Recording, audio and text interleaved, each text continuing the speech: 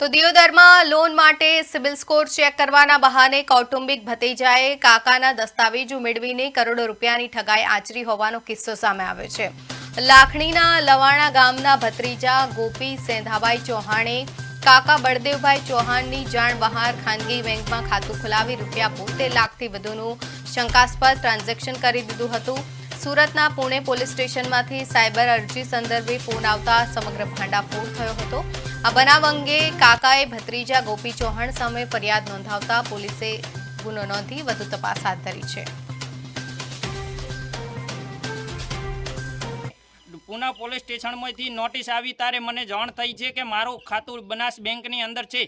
હું લવાણા બનાસ બેંકની અંદર ગયો તો મારું લવાણા બનાસ બેંકની અંદર ખાતું નહોતું।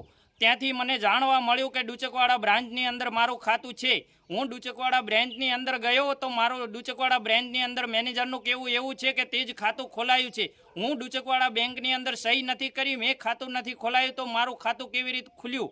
આ ગોપીભાઈ સેધાભાઈ તો પોતે જ કરવાવાળા છે અને આને સચોટથી સચોટ સજા મળે અને મને ન્યાય મળે આવી નમ્ર વિનંતી પોલીસ અધિકારી અને દિયોદર થોણાને નમ્ર વિનંતી મારી।